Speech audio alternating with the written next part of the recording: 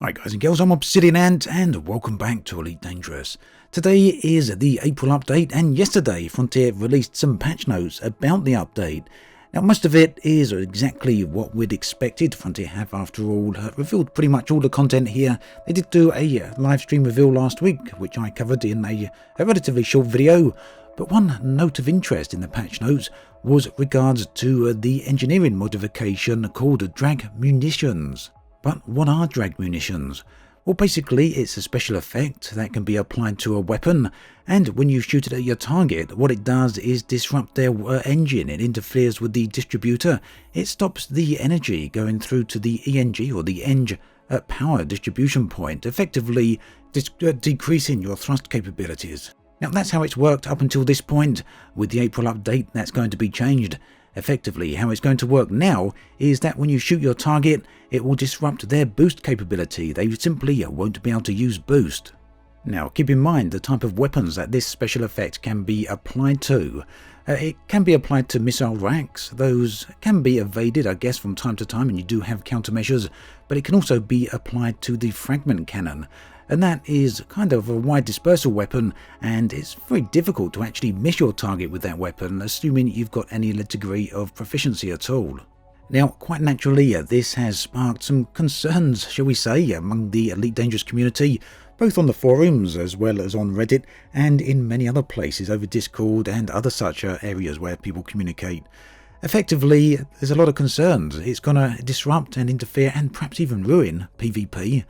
The reason for that being that it will create an entire new meta where almost all combat, at least PvP based combat, will be based around drag munitions and defences against it. It's also worth pointing out that if you get hit with drag munitions and have your boost reduced or limited or removed, it's going to severely interfere with your capabilities to use flight assist off. There's many other concerns out there about this. Now, as I'm not a PvP player, I'm not really the best person to talk about it, but what I will do is link the various forum threads and Reddit threads in the video description below, and you can go and check these out for yourself. It's well worth reading just to see what's going on.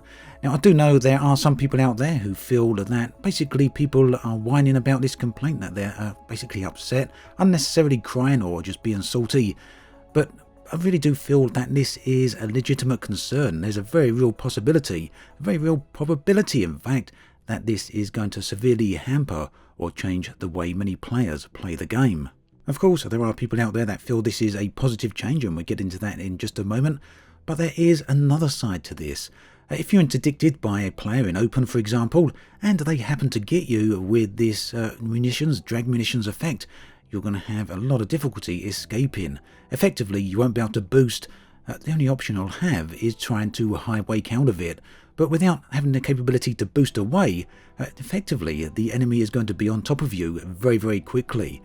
It's no wonder then that some people are calling this the ultimate ganker weapon, because at least on the initial inspections, without actually trying it out, it does seem to be exactly that. And of course, that is the other side of it. At the moment, everyone is pretty much theory crafting. We don't know how this is going to be, or how it's going to be used, until we actually get our hands on it. But that said, it does seem pretty obvious how it is going to be used and how it's going to impact the game. And as yet, Frontier haven't said the reasons for this change. In fact, they've said nothing at all, aside from the feedback and concerns are being passed on to the developers. So, unfortunately, fairly poor communication there, simply letting players know that the change is coming, but not the reasons as to why. Personally, I see this as a pretty big deal. Quite often with games, you see live service games or online games, MMOs, whatever, when a change like this is made, one that significantly impacts the gameplay, you often see the developers actually come out and explain why the change is being made before it actually goes live, and it heads off a lot of the problems, a lot of the second guessing that's going on right now. But unfortunately, Frontier are not always great when it comes to communication, especially on things like this. It's something I keep hoping that will change, maybe one day. So, like I say, there have been some counter-arguments to this, people explaining why they feel it's actually a good change. Some of the reasons for this is that, as well as being an aggressive modification, it can actually be used as defense. You can shoot your person attacking you and give you the opportunity to fly away.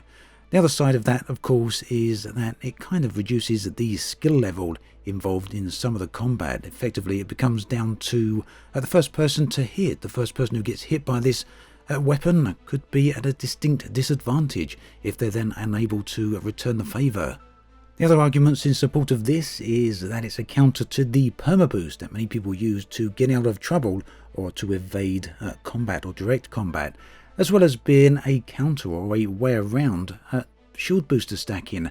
Effectively, people are going to have to either use this modification or counters to it, and that will perhaps limit the amount of shield boosters they can use.